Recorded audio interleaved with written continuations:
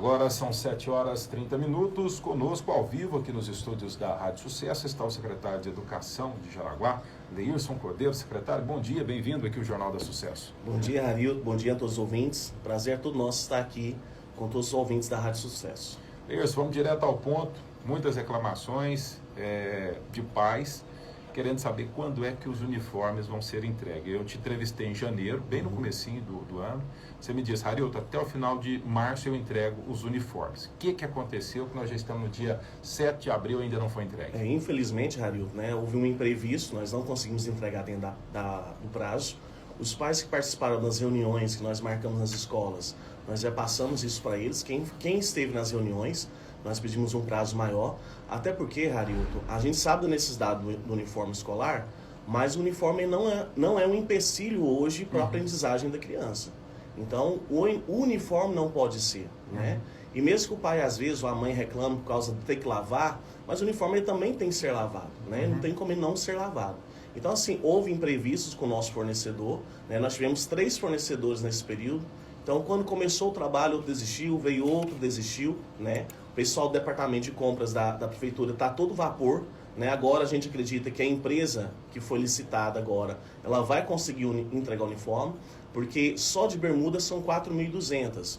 Camisetas, 8.400 camisetas. Então, não é qualquer empresa que vai conseguir essa demanda em um curto prazo. Então, o pessoal do departamento de compras lá está todo vapor procurando a nova empresa, já achamos a empresa, né, para que a gente consiga produzir. Ele nos garantiu que entre 30 e 60 dias já começa a entregar. Então, nós pedimos aos pais um pouco mais de compreensão, até porque nós não estamos exigindo uniforme para a entrada nas escolas, né? E também vai ser entregue de forma gratuita. Então, o pai pode esperar mais um pouco, né? Que isso não vai atrapalhar, não vai ser empecilho para a criança estar estudando, né? Então, assim, o uniforme é simplesmente para ajudar, né? Principalmente na questão do gasto de roupa, né? Que todo dia você usa roupa diferente e acaba gastando mesmo. Mas, assim, a gente pede um pouco mais de compreensão, porque ainda tem crianças que podem usar o uniforme antigo, não tem problema. Aqueles que ainda servem, né? A gente sabe, nós vemos ainda um período de 2 anos sem aula, mas tem crianças que às vezes não engordou muito, não cresceu muito, e pode usar o mesmo uniforme.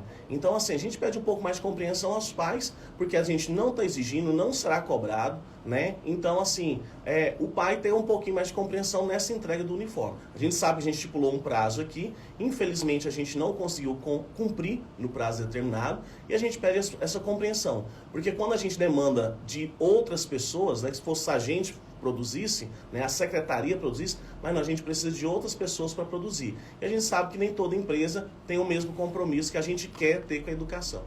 Tá certo. Então, para deixar claro para o ouvinte, final desse semestre. Acreditamos sim. Se não houver nenhum empecilho, novamente, nós já estamos na 3ª empresa, quando tudo vai para ser encaminhado na parte da documentação. Por quê, Harildo? O que eles estão achando difícil? Né? Um pedido nosso, juntamente com o prefeito, é para que cada escola tenha uma cor. Então, quando essas confecções pegam o nosso pedido, eles acham difícil. Porque hoje, aqui também teve, em outras cidades você vê, a rede municipal ela trabalha com uma única cor para todas as escolas. Então, um pedido nosso para o prefeito, e o prefeito, né, atendeu esse pedido, é que cada escola tem uma cor de bermuda e gola. Por quê? Porque quando a gente tiver um evento, então se aquela gola for amarela, eu sei que aquele aluno é de uma determinada escola. Se aquela gola for verde, é de uma determinada escola, para a gente evitar tumulto. Porque a gente sabe que às vezes ali, por exemplo, num dia de uma quadra, de um jogo, né, às vezes acaba entrando uma criança no ônibus errado, dá aquele transtorno. E é um pedido também dos pais e principalmente dos professores. Então, quando eles pegam a nossa tabela, inclusive a nossa tabela está pronta, para quem quiser ver as cores que tem lá, né? Tanto os CMEIs também nós pedimos para cada CMEI uma cor diferente. Então, quando eles pegam lá, mas essa escola eu tenho que produzir 500 dessa cor, a outra eu tenho que produzir 300. Então, algumas confecções acham essa dificuldade. Se a gente, por acaso, continuar batendo essa tecla e não conseguir, a gente vai ter que voltar ao modelo antigo. Mas, por enquanto, a gente está batendo na tecla que cada escola tem uma cor.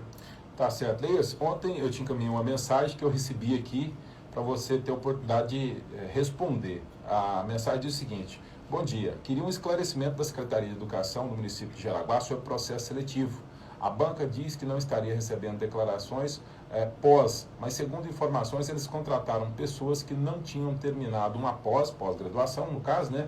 A Secretaria Municipal de Educação deveria ser mais clara. Tem uma outra mensagem dizendo que a carga... Desculpa, só para eu entender, ela falou que não tem... Aqui, ó, a banca não estaria recebendo declaração de pós, mas segundo informações, eles contrataram pessoas que nem tinham terminado uma pós-graduação.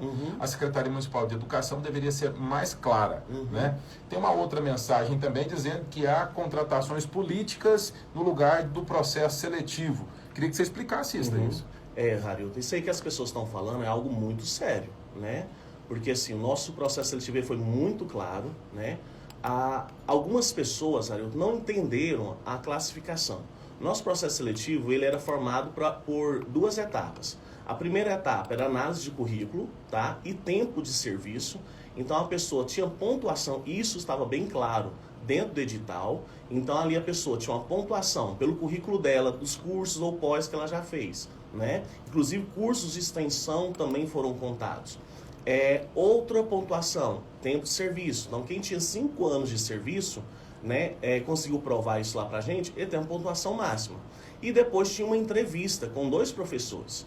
Então algumas pessoas, elas comparam o que ela tem com outra pessoa, mas ela esqueceu da entrevista. A entrevista não vai ser a mesma nota, até porque ela não sabe o que a outra pessoa respondeu, quais foram as perguntas. Tem pessoas, Harilton, que infelizmente, elas tinham toda a documentação e até uma pontuação muito boa na parte documental. Mas quando foi para a parte de entrevista, nós temos lá relatado pessoas que não conseguiram falar, não conseguiram responder as perguntas, não foram coesos nas suas respostas. Então isso automaticamente abaixou a nota dessa pessoa, né? Então assim, às vezes ela está falando, após não era simplesmente uma condição para entrar. A pós-graduação, ela era uma pontuação, né? Então fazia parte dessa pontuação. Então pode ser que a pessoa não tinha pós, mas a outra lá tinha curso de extensão que também tinha pontuação. Quanto à de ontem que você me mandou, que ela falou que... Se você quiser, eu vou até ler para o ouvinte entender. Diz o seguinte: Harilton, o processo seletivo que a Secretaria de Educação fez para os professores em outubro, passei, fui bem colocado e até hoje não me chamaram para trabalhar. Enquanto tem várias pessoas trabalhando por indicação de políticos. Gostaria de saber o que o secretário Leers tem a dizer sobre isso para fazer o processo seletivo, sendo que aí consegue algo e só quem tem um padrinho que indica que consegue a vaga. Então, qual posição que ela passou, Harilton? Porque nós chamamos todas as pessoas na ordem, nós não pulamos ninguém. O único lugar que nós não chamamos nenhum, que foi realmente as pessoas fizeram o processo seletivo, foi vagas para a região da Cachoeira. Lá realmente nós não chamamos nenhuma das pessoas selecionadas, porque nós esperávamos que os professores lá, 2 professores, fossem pegar licença, e o que não aconteceu. Então, por esse motivo, essas pessoas não foram chamadas para as vagas da região da Cachoeira, que é a Escola São Pedro. Dentro de Jaraguá, nós tínhamos 2 tipos de processo. Um para nível 2, que era o pedagogo, e nível 1 para quem era técnico magistério e ensino médio. Então, ou seja, do ensino médio, era só 5 vagas. Eu sei os nomes dos 5 primeiros colocados. Nós chamamos uma pessoa, porque do magistério a nossa intenção era que essas pessoas fossem selecionadas para trabalhar com reforço. Mas só que quando a gente voltou agora, a gente viu que a deficiência das crianças estava ainda maior, esse reforço ficou para um segundo momento. Então por isso que essas pessoas não foram chamadas do nível 1. Do nível 2 foram chamadas todos na ordem sequencial, inclusive quem desistiu assinou um termo de desistência, e toda a relação de pessoas selecionadas, inclusive está no site da Prefeitura, na aba Contratos e Seleções. Então, ou seja, foi emitido um edital de convocação, seguindo a ordem, sem pular ninguém, né? Até nós tivemos vereadores que participaram na formação desse processo seletivo. Nós fizemos algo muito claro, muito simples, para não ter esse tipo de problema. Desde o início do ano, quando a gente encerrou o processo seletivo, a gente escuta essa mesma história. Tá pulando alguém. Chamou alguém. Porque é um amigo do fulano, é do amigo do vereador. Olha, o prefeito nunca fez esse tipo de pedido, nem vereador fez. Então nós seguimos a ordem. Quem quiser entrar, pode entrar no site, que vai ver a sequência certinha. Se essa pessoa que mandou a mensagem quiser esclarecer, pode procurar você lá. Tanto é que várias pessoas, quando saiu essa conversa, eu achei interessante, teve um dia com uma menina, que a gente criou um grupo, para informar para eles a documentação. Então, à medida que a gente formava aquele grupo, que eu fui chamando às vezes de 10, 12 pessoas, Então a gente criava um grupo ali, aí um dia a menina falou assim, mas só tinha tantas vagas, o grupo tem mais pessoas. Mas é por quê? Porque tinha vagas rurais também, né? Então às vezes a pessoa também esquece que existem vagas que foram para zonas rurais também. Então, se ela tiver com dúvida, ela pode nos procurar na Secretaria de Educação. Nós estamos lá com todo o edital de convocação, a gente mostra para ela. Se ela foi bem colocada, ela já deveria ter sido chamada. Esses dias até aconteceu uma menina me ligar, falou, não, eu fui muito bem colocada. Eu falei, qual posição? 112.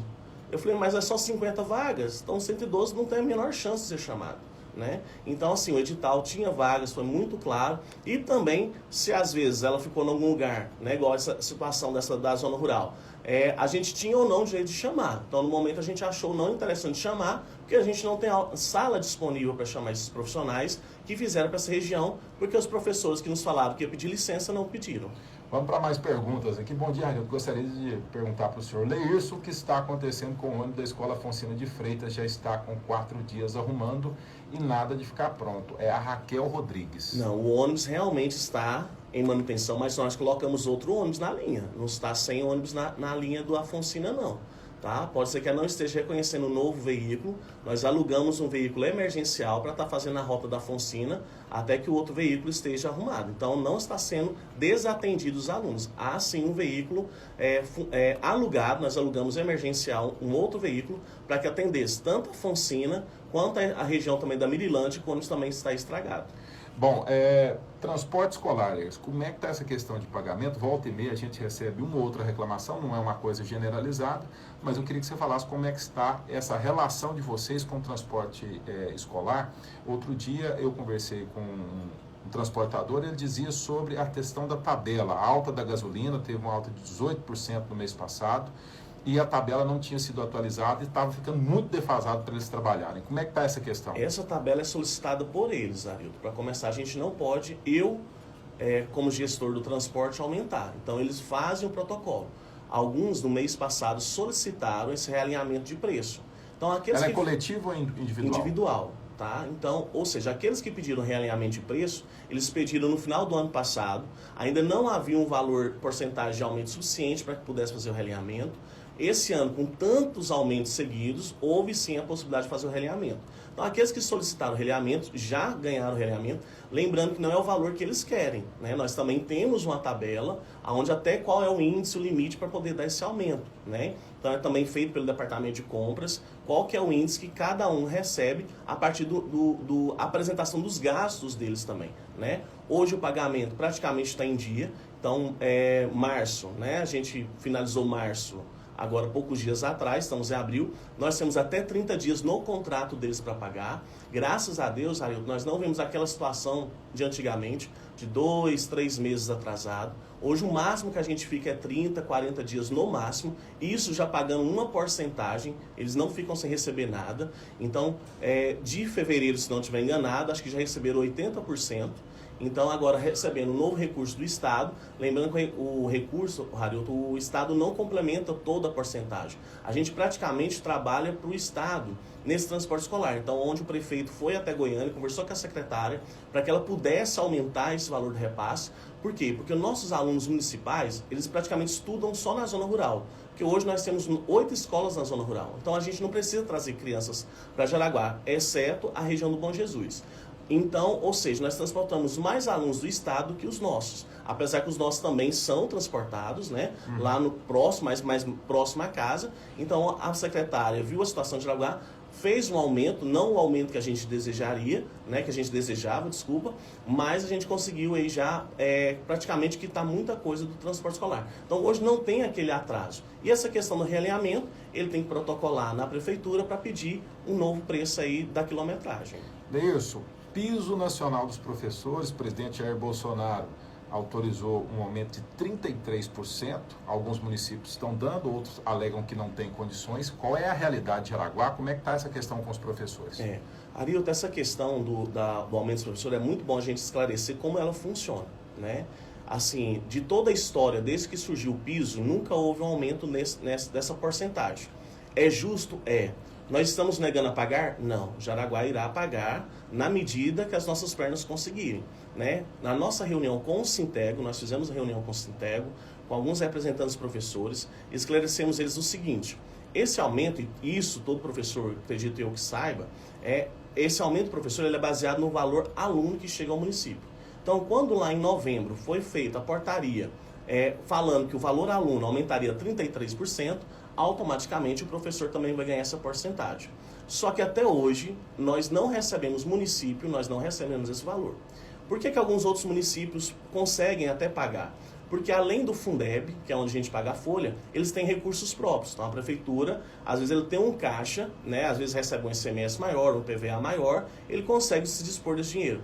Jaraguá, né? Inclusive na reunião o prefeito falou isso, nós estamos com um déficit de ICMS, né? Inclusive, até a gente pede, gente, é importante o comerciante emitir a nota fiscal, que isso é retorno para a cidade. A pessoa que tem uma placa fora de Jaraguá, a gente perde também recursos para isso, e tudo é impostos que vêm para a educação. Então, Jaraguá, o que a gente fez? A gente pediu para os professores o seguinte: à medida que o governo federal nos repassar o aumento, a gente vai passando para eles. Nós recebemos um aumento de 5% dos 33%. Então, nós já passamos 5,19%, que já foi encaminhado para a Câmara nessa terça-feira, e nós falamos para eles o seguinte: se esse mês agora de março o governo resolver mandar 10, nós já vamos dar 10. Lembrando, Harildo, que é o seguinte... Vocês abriram as contas para os professores? Sim, abrimos, mostramos, inclusive até para a população.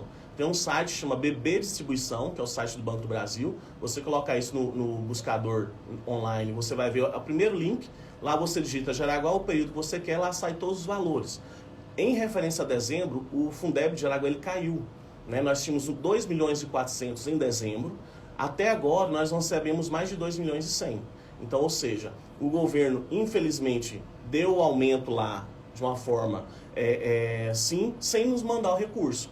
É justo o do professor, sim, até porque eu sou professor. Eu acho justo, sim, o salário do professor aumentar. Mas a gente também precisa do recurso. Esses 33%, Harildo, para Jaraguá, ele nos daria um impacto na folha de em torno de de 900 mil reais. Por quê?